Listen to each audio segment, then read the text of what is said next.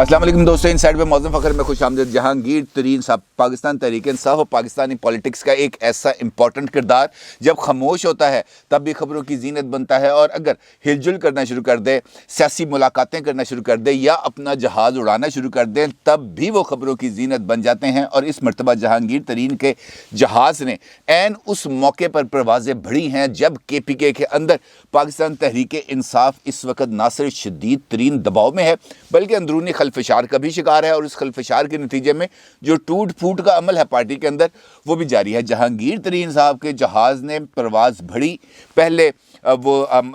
मर्दान उतरे और फिर मर्दान के बाद वो सवात चले गए जहाँ पर उनकी इंपॉर्टेंट मुलाकातें हुई। ये जहांगीर तरीन साहब की जो सियासी परवाज़ है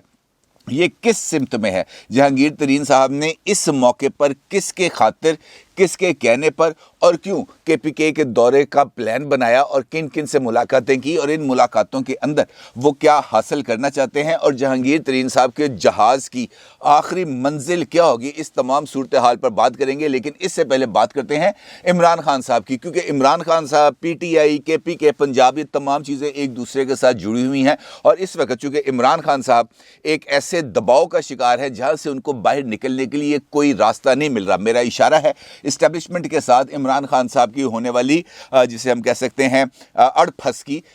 की सिचुएशन इस वक्त डेवलप हुई है। इमरान खान साहब इस वक्त चाहते हैं कि वो इस कोशिश से किसी न किसी तरीके से इस मरहले से ओहदा बरा हों, बाहर निकलें और वही दोबारा सेम पेज वाली सूरत हाल को डेवलप करें। इससे पहले उन्होंने कोशिश की, अपने 4 वफाकी वज़रा की ड्यूटी लगाई कि वो किसी न किसी तरीके से इस्टेब्लिशमेंट के साथ मुलाकातें करें और उन मुलाकातों के नतीजे में इमरान खान साहब के लिए कोई ना कोई गुंजाइश पैदा करें। लेकिन वो गुंजाइश हासिल करने में नाकाम रहे, अलबत्ता खुद वज़ारत उज़्मा के उम्मीदवार बनकर सामने। और इसके बाद अब इमरान खान साहब की तरफ से एक और कोशिश की गई है, और कोशिश एक मुश्तरका दोस्त के ज़रिए की गई है। और ये मैं आपको बता दूं कि वो मुश्तरका दोस्त जो है वो कोई सियासी शख्सियत नहीं है, एक गैर सियासी शख्सियत है, और उसकी इमरान खान साहब से मुलाकात हुई है। और इमरान खान साहब से मुलाकात के अंदर इमरान खान साहब ने पहले तो हस्बे रवायत बल्कि यहाँ पे मुझे रज़ी साहब का एक मशहूर और मारूफ जुमला याद आया, जो अमूमन अपने वीलॉग्स के अंदर या निजी महफिलों के अंदर जब भी उनके साथ मुलाकात होती है तो इसका इजहार ज़रूर करते हैं कि इमरान खान वो शख्सियत है जो पहले तो कोशिश करता है कि अगले को दबका मार के गिरा ले नीचे, लेकिन जब सामने वाला बंदा थोड़ा सा स्टैंड ले जाता है तो खुद ही लेट जाते हैं। और इस मुलाकात जिसका मैं आपसे जिक्र कर रहा हूँ, इस मुलाकात में भी कुछ ऐसी ही सिचुएशन डेवलप हुई। इस मुलाकात में पहले तो इमरान खान साहब ने वो जो मुश्तरका दोस्त है उसके सामने तो पूरा कच्चा छटा खोला और इस्टेब्लिशमेंट के सरकर्दा अफराद पर भरपूर तरीके से तनकीद भी की, और उनको अपने साथ किसी न किसी तरीके से उसको मिलाने की भी कोशिश की, और कुछ ऐसे अल्फाज भी इस्तेमाल किए जिसका उस शख्सियत ने जो वहाँ पर बैठी हुई थी उसने भी बुरा मनाया। और उन्होंने इमरान खान साहब को रोका कि भाई आप ऐसे जुमले इस्तेमाल ना करें। और जब उन्होंने ये देखा इमरान खान साहब की तरफ से, जब ये धमकी अमेज़ जो लहजा था और धमकी अमेज़ जो अल्फाज थे इसका उस शख्सियत पर कोई असर नहीं पड़ा, तो फिर इमरान खान साहब की तरफ से एकदम यूटर्न लिया गया, और उसके बाद फिर माफ़ी तलाफ़ी और आगे बढ़ने का, मिलकर चलने का, कोई रास्ता निकालने का इस हवाले से गुफ्तगू शुरू हुई। यहाँ पर मैं आपको ये भी बता दूँ कि उस शख्सियत के साथ मुलाकात के दौरान खान साहब ने जो अपने हवाले से जो गुफ्तगू की और अपना जो माजी का ताल्लुक़ था जिस हवाले से गुफ्तगू की, वहाँ पर उस शख्सियत ने इमरान खान साहब को रोका और इमरान खान साहब से कहा कि आप ये जो लबो लहजा इस्तेमाल कर रहे हैं, क्या ये तमाम बातें जिस तरीके से आपने की हैं, क्या ये मैं ऐसे ही आगे चल के बता दूँ? तो इमरान खान साहब ने पहले कहा हाँ जाओ जाके बता दो, मुझे किसी से कोई परवाह नहीं है, मैं किसी से नहीं डरता, मुझ पर ज़्यादा ज़ोर पड़ा तो मैं असम्बलियाँ तोड़ दूंगा, मैं चला जाऊंगा अवाम में और फिर अवाम को उनके सामने लाके खड़ा कर दूंगा, फिर उनको आटे दाल के भाव का इल्म हो जाएगा। तो उस पर शख्सियत ने उनको ये जवाब दिया कि क्या अब आप वाक़अतन इस पोजीशन में हैं कि आप लोगों को निकाल भी सकें और लोगों को کھڑا کر سکیں، کیونکہ پچھلی مرتبہ جب آپ نے لوگوں کو نکالا بھی تھا اور لوگوں کو اس وقت کی حکومت کے خلاف کھڑا کرنے کی بھی کوشش کی تھی، آپ نے بہت زبردست پاور شوز کیے تھے، تو کیا وہ آپ نے خود کیے تھے؟ اور کیا اس وقت آپ کو وہ تمام سپورٹ نہیں ملی تھی، مالی بھی اور دیگر ذرائع کے حوالے سے جو سپورٹ آپ کو ملی تھی؟ اب اگر آپ کے پاس وہ سپورٹ نہیں ہوگی تو کیا آپ اب بھی 126 دن کا دھرنا کر سکیں گے؟ تو اس سوال کا عمران خان صاحب کے پاس کوئی جواب نہیں تھا، تو اس پر اس شخصیت کی طرف سے عمران خان صاحب کو دوبارہ کہا گیا کہ بھائی بہتر یہ ہے کہ جھک جاؤ، تھوڑا سا نرم لہجہ اختیار کرو، تھوڑا سا خاموشی اختیار کرو، اور جو امپورٹنٹ معاملہ ہے وہ یہ ہے کہ معیشت کو بہتر کرنے کی کوشش کرو، لوگوں کے لیے کچھ آسانیاں پیدا کرنے کی کوشش کرو، آپ کے لیے راستہ خود بخود نکل آئے گا۔ اور اس صورتحال پر عمران خان صاحب کی طرف سے یہ کہنا تھا کہ میں تو اپنی طرف سے بھرپور کوششیں کر رہا ہوں، میں ابھی جو چین جا رہا ہوں، دورہ چین کے دوران بھی میرا مطمع نظر یہی ہے کہ میں پاکستان کے لیے $3 ارب چائنیز گورنمنٹ سے حاصل کر سکوں، تاکہ پاکستان کے اندر روپیہ اسٹرینتھن ہو اور حکومت پاکستان کو مزید ٹیکس برڈن لوگوں پر شفٹ کرنے سے بچنا پڑے، کیونکہ ان کا کہنا تھا کہ مجھے خود اس بات کا اندازہ ہے کہ اس وقت لوگوں کے اوپر جو مہنگائی ہے اس نے بہت زیادہ حد تک دباؤ بڑھا دیا ہے۔ لیکن میں یہ سمجھتا ہوں کہ اس صورتحال میں مجھے ویسی ہی سپورٹ چاہیے جیسے ماضی میں مجھے ملتی رہی تھی، کیونکہ اگر ویسی سپورٹ مجھے نہیں ملے گی تو ہماری گورنمنٹ کی طرف سے اٹھائے گئے تمام تر اقدامات رائے گاں چلے جائیں گے، لہٰذا مجھے وہ سپورٹ ملنی چاہیے۔ اس پر اس شخصیت کی طرف سے عمران خان صاحب سے کہا گیا کہ آپ اپنی طرف سے جو بھی بنیادی چیزیں ہیں وہ آپ مجھے بتائیں، میں کوشش کروں گا کہ آپ کا جو نقطہ نظر ہے وہ میں دوسری طرف پہنچا سکوں، اور اگر آپ کے لیے کسی قسم کی کوئی گنجائش بنتی ہے تو وہ گنجائش آپ کو لے کے دے سکوں۔ تو عمران خان صاحب کی طرف سے یہی کہا گیا کہ جناب، ایک تو یہ ہے کہ حسب وعدہ اب مجھے ویسے ہی تمام سہولیات ایکسٹینڈ کی جائیں جیسے ماضی میں کی گئی تھی، اور دوسرا اس وقت جو سب سے امپورٹنٹ چیز ہے میرے لیے وہ یہ ہے کہ جو سارے چور، لٹیرے، کرپٹ ڈاکو اس وقت باہر دن دناتے پھر رہے ہیں، میں ان کو جیل میں بند کرنا چاہتا ہوں، ان کا کڑا احتساب کرنا چاہتا ہوں، ان کو نشانہ عبرت بنانا چاہتا ہوں، اس کے اندر میرا ساتھ دیا جائے، اور ان ایسے تمام لوگوں کے ساتھ کسی قسم کے بیک چینلز رابطے نہ کیے جائیں۔ تو اس پر اس شخصیت کا یہ کہنا تھا کہ بھائی یہ تو میں نہیں ان کو کہہ سکتا کہ آپ اس سے ملیں اور اس سے نہ ملیں، آپ عمران خان سے ملیں، آپ وائی سے نہ ملیں، ایسا نہیں ہو سکتا، وہ جو مناسب سمجھتے ہیں وہ کریں گے، البتہ جو آپ کا نقطہ نظر ہے میں ان تک پہنچا دوں گا، اور کوشش یہ کروں گا کہ یہ جو آپ کے دونوں کے درمیان یہ جو اختلافات ہیں اس کو کسی نہ کسی طریقے سے طے کیا جائے۔ اور اب وہ شخصیت جا کے ملے گی ان سے، اب دیکھنا یہ ہے کہ اس کا ان کو کیا جواب ملتا ہے، لیکن عمران خان صاحب کا یہ داؤ ابھی چلتا ہوا نظر نہیں آ رہا، کیونکہ اس ملاقات کے کچھ عرصے کے بعد، یعنی چند دن پہلے ہوئی ہے یہ ملاقات، تو ابھی یہ جو سپریم کورٹ کا جو فیصلہ آیا ہے جسٹس قاضی فائز عیسیٰ صاحب والے معاملے میں، اس نے پھر عمران خان صاحب کو ایک ایسے مقام پر لا کے کھڑا کر دیا ہے کہ جیسے ہی اس فیصلے کو اور اس فیصلے پر عمل درآمد کے لیے، خاص طور پر جسٹس یحییٰ افریدی کا جو اختلافی نوٹ ہے یا اضافی نوٹ ہے، اس کے اوپر جب بھی اب بات ہوگی تو پھر یقینی طور پر عمران خان صاحب کٹہرے میں آ جائیں گے، کیونکہ اس فیصلے کے اندر یہ بات بتائی گئی ہے کہ جناب کسی سٹنگ جج کی فیملی کے خلاف کوئی سرکاری آدمی کسی قسم کی کوئی تحقیقات نہیں کر سکتا، اور شہزاد اکبر صاحب اور فروغ نسیم صاحب کا تو اس ججمنٹ کے اندر حوالہ بھی ہے کہ جناب ان دونوں شخصیات نے اپنے دائرہ کار سے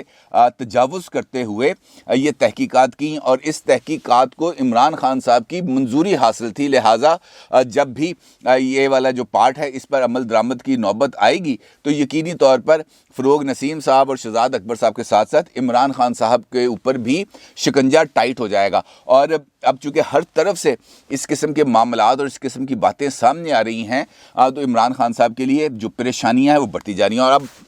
جس طریقے سے کے پی کے اندر عمران خان صاحب کی پارٹی اس وقت شکست و ریخت کا شکار ہے، ایسی صورتحال میں جہانگیر ترین صاحب کے جہاز کی مردان میں لینڈنگ اور پھر مردان کے بعد سوات میں لینڈنگ اس بات کا اشارہ ہے کہ جہانگیر ترین صاحب اب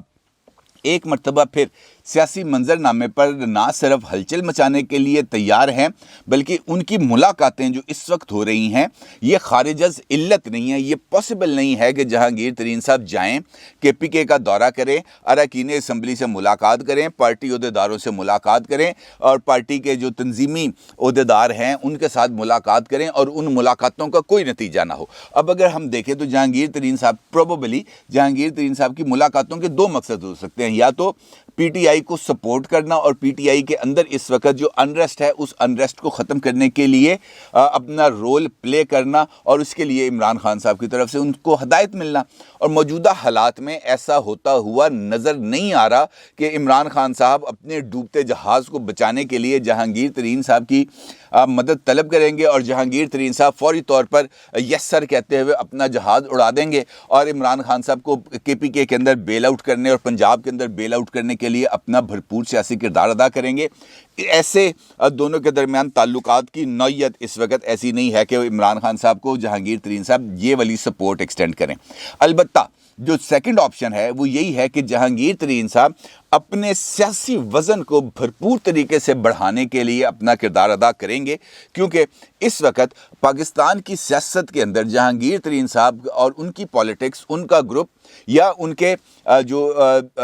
जिसे मुतमदीन कहते हैं उनकी जो तादाद है वो यकीनी तौर पर खासी ज़्यादा है। और जहांगीर तरीन साहब पाकिस्तान की सियासत के अंदर इस वक्त एक रेलिवेंट किरदार बनना चाहते हैं और सियासत के अंदर अगर आप रेलिवेंट रहना चाहते हैं तो उसके लिए ज़रूरी है कि आप सियासत के अंदर एन उस वक्त जहां पर आपकी ज़रूरत हो आप उसके अंदर अपनी एंट्री भी दें और भरपूर तरीके से अपना रोल भी प्ले करें। और इस वक्त जहांगीर तरीन साहब और दीगर तमाम पॉलिटिकल पार्टीज़ के लिए एक ऐसी ओपनिंग की गुंजाइश मौजूद है जहां पर वो अपने लिए गुंजाइशें भी हासिल कर सकते हैं और अपना वज़न दिखाकर अगले सेटअप के लिए किसी न किसी जगह पर और किसी न किसी ज़रिए से अपनी बारगेनिंग भी कर सकते हैं। और ये बारगेनिंग सियासतदानों को इस हवाले से बेहतर अंदाज़ा होता है कि हमने किस जगह पर कौन सी शॉट खेलनी है, क्योंकि सियासतदानों के पास इसका इदराक भी होता है और वक्त भी होता है और वो इस वक्त को अच्छे तरीके से यूटिलाइज़ भी कर सकते हैं। अब जहांगीर तरीन साहब ने उस जगह का दौरा किया है जहां पर बलदियाती इंतखाबात तो हो चुके हैं, वो उन एरियाज़ में नहीं गए जहां पर अभी बलदियाती इंतखाबात का दूसरा मरहला होना है। तो इसका मतलब यह है कि जहांगीर तरीन साहब PTI और ख़ास तौर पर इमरान खान साहब को बेल आउट करने के लिए ये दौरा नहीं कर रहे और वो अपने लिए फ्यूचर सेटअप के लिए कुछ गुंजाइशें हासिल करना चाहते हैं। अब सवाल ये पैदा होता है कि जहांगीर तरीन साहब की इस पॉलिटिकल मूवमेंट का अल्टीमेट नतीजा क्या होगा। क्या जहांगीर तरीन साहब इसी तनख्वाह पर काम करेंगे या जहांगीर तरीन साहब का जो जहाज़ है वो किसी ऐसे एयरपोर्ट पर लैंड करेगा जहां पर उनको अगली जो गवर्नमेंट है या अगला जो सेटअप है उसके अंदर उनको भरपूर गुंजाइश मिले। तो इसका सीधा सीधा जवाब ये है कि यकीनी तौर पर जहांगीर तरीन साहब अब अपने लिए कुछ ऐसी पॉलिटिकल जो गुंजाइश है वो तैयार कर रहे हैं जिसके ज़रिए वो अगले सेटअप के अंदर हिस्सा अदा कर सकें। जहाँ तक उनके जहाज़ की लैंडिंग का सवाल है तो इस हवाले से जहांगीर तरीन साहब और उनके करीबी ज़राए का ये कहना है कि अभी तक इस हवाले से कोई हतमी फ़ैसला नहीं किया गया कि जहांगीर तरीन साहब अगली सियासी पड़ाव किस सियासी जमात को बनाएंगे। अलबत्ता ये ज़रूर तय है कि जहांगीर तरीन साहब अपना जो नया सेटअप बनने जा रहा है उसके अंदर अपने ग्रुप को और अपनी पॉलिटिकल प्रेजेंस को यकीनी तौर पर बेहतर भी बनाएंगे और उसके लिए मज़ीद गुंजाइशें भी हासिल करेंगे। यहाँ पर मीडिया के साथ जहांगीर तरीन साहब का थोड़ा सा एक इंटरेक्शन भी हुआ है जहाँ पर उनसे उनकी ताहयात नाअहली के हवाले से बात हुई। तो जहांगीर तरीन साहब का ये कहना था कि मेरी नाअहली के बाद मुझे तो अपील का हक भी नहीं दिया गया और जहाँ तक सुप्रीम कोर्ट बार की तरफ से सुप्रीम कोर्ट के अंदर रुजू करने का मामला है तो मेरी ना एहसन भून साहब के साथ कोई मुलाकात हुई है और ना ही ये जो पिटीशन है इस पिटीशन के पीछे मैं हूँ। अलबत्ता अगर इस पिटीशन के नतीजे में मुझे या किसी और को रिलीफ मिलता है तो यकीनी तौर पर मैं इसका खैर मकदम करूँगा, क्योंकि मैं सियासी आदमी हूँ और इलेक्शन लड़ना मेरा बुनियादी हक है और अगर ये हक मुझे इस तरीके से मिल जाता है तो मुझे इस पर कोई एतराज़ नहीं होगा। यानी جہانگیر ترین صاحب نے بھی سپریم کورٹ بار ایسوسی ایشن کی طرف سے دائر کردہ سپریم کورٹ آف پاکستان میں رٹ پٹیشن کے ساتھ کچھ امیدیں وابستہ کر لی ہیں، کیونکہ اس پٹیشن کی اگر منظوری ہو جاتی ہے سپریم کورٹ آف پاکستان میں، سپریم کورٹ اس کو ایڈمٹ کر لیتی ہے، تو جن دو بڑے شخصیات کو اس پٹیشن کا فائدہ ہوگا، اس میں سے ایک نواز شریف صاحب ہیں اور دوسرے جہانگیر ترین صاحب ہیں، اور اس کے نتیجے میں ہی فیصلہ کیا ہوگا کہ جہانگیر ترین صاحب کا جہاز کہاں پر لینڈ کرے گا، لاہور ایئرپورٹ پر لینڈ کرے گا یا کراچی ایئرپورٹ پر لینڈ کرے گا یا ملتان ایئرپورٹ کے اوپر ہی